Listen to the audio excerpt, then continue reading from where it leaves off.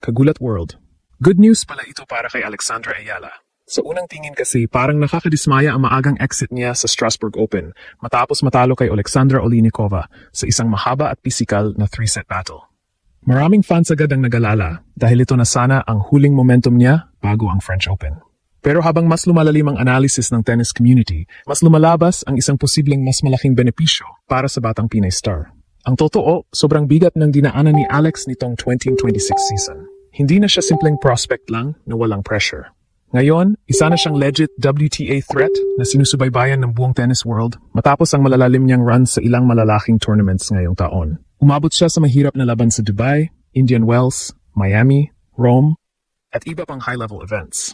Ibig sabihin, halos sunod-sunod ang travel, recovery, media obligations, at emotionally draining matches. At dito pumapasok ang pinaka-importanteng punto, burnout. Sa professional tennis, lalo na sa clay season, hindi sapat ang talento lang. Kapag ubos ang katawan mo bago mag-Grand Slam, kahit gaano kakagaling, mabilis kang masisira sa long rallies at physical exchanges. Ang French Open ang isa sa pinaka-brutal na tournament sa mundo dahil sobrang haba ng puntos at kailangan na ng elite endurance sa clay courts. Kaya maraming top players historically ang maingat bago Roland Garros. Yung iba na nga intentionally hindi pinipilit ang sobrang lalim na runs sa warm-up tournaments para makarating sa Paris na sariwa pa ang katawan. At baka ito mismo ang nangyari ngayon kay Alex. Imbes na maubos siya sa Strasbourg hanggang semifinals o finals, nagkaroon siya ngayon ng recovery window. May oras siya makapag-reset physically at mentally bago ang tunay na gera sa French Open. Ayon sa mga reports, full focus na ngayon ni Alex ang Roland Garros matapos ang Strasbourg exit. Mas importante ngayon na fresh ang legs niya, stable ang serve mechanics, at malinaw ang decision-making pagdating sa Paris. Isa rin kasi sa mga recurring observations ng analysts tungkol kay Alex ay ang consistency ng serve at physical development niya under pressure. Kapag over-fatigued ang player, unang bumabagsak ang movement at serve rhythm. Kaya habang maraming fans ang nadismaya sa early exit, posible namang ito ang eksaktong pahinga na kailangan ni Alex para mas maging dangerous sa French Open. At kung mangyari man ang breakout run niya sa Paris, baka doon natin ma-realize na ang pagkatalo niya sa Strasbourg ang isa sa pinakamahalagang nangyari bago ang biggest battle ng kanyang career. Habang papalapit ang French Open, mas nagiging malinaw na hindi lang simpleng young rising star si Alex. Unti-unti na siyang pumapasok sa pinakamapanganib na territory sa professional tennis, yung stage na nagsisimula ka ng paghandaan ng buong mundo. At malaking bagay yan. Noong mga nakaraang taon kasi, nakakapasok si Alex sa tournaments na medyo relaxed pa ang expectations ng kalaban. Maraming opponents ang tingin sa kanya noon ay talented junior transitioning into the pro circuit. Pero iba na ngayon ang tingin sa kanya matapos ang sunod-sunod niyang impressive performances nitong 2026 season. Bawat draw na mapasukan niya, may pressure na. May scouting reports na laban sa kanya. May game plans na nakatutok sa forehand patterns niya, movement sa clay, at serve placement under pressure. At dito nagiging critical ang freshness ng isang player. Hindi lang ito tungkol sa lakas ng katawan. Ang mas delikado sa tennis ay mental fatigue. Kapag pagod ang utak mo, doon nagsisimulang dumami ang unforced errors, bumabagal ang anticipation, at nawawala ang timing sa crucial points. Minsan kahit split-second hesitation lang, sapat na para matalo ka laban sa elite competition.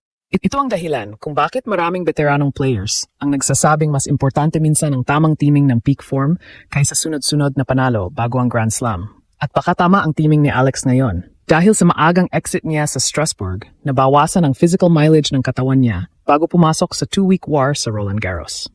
Hindi biro ang Grand Slam setup. Hindi ito katulad ng regular WTA tournaments na mas maikli ang duration.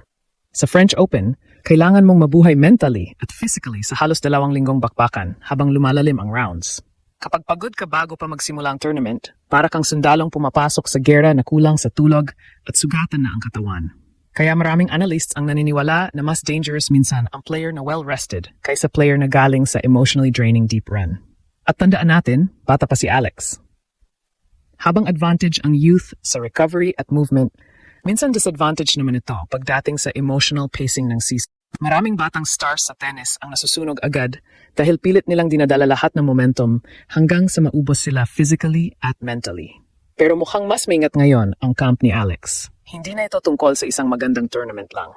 Ang target ngayon ay long-term evolution bilang consistent Grand Slam contender. At kapag ganito na ang mindset ng isang player, bawat tournament nagiging parte na ng mas malaking strategy.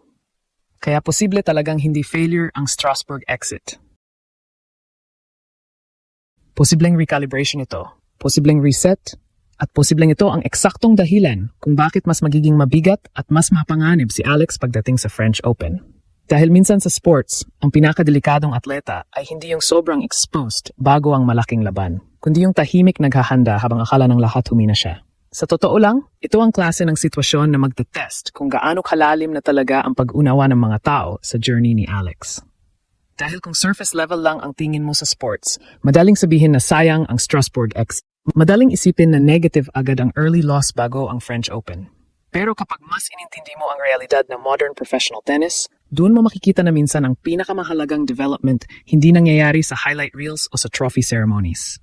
Minsan nangyayari ito sa recovery room, sa training adjustments, sa extra rest days, sa mental reset bago ang pinakamalaking laban. At parang doon papunta ngayon si Alex. Hindi na kasi ito simpleng kuwento ng isang batang Pinay na masaya na makapasok sa main draw ng malalaking tournaments. Tapos na tayo sa stage na iyon. Ang pinag-uusapan na ngayon ay kung paano siya magiging consistent threat laban sa pinakamabibigat na pangalan sa women's tennis. At para mangyari iyon, kailangan niyang matutunan hindi lang kung paano manalo, kundi kung paano i-manage ang sarili niyang katawan, emotions, at energy sa buong season. Ito ang skill na meron ang mga tunay na elite athletes. Alam nila kung kailan pipilit, alam nila kung kailan magpapahinga, at alam nila kung paano makarating sa pinakamalaking tournaments na sariwa pa ang isip at katawan.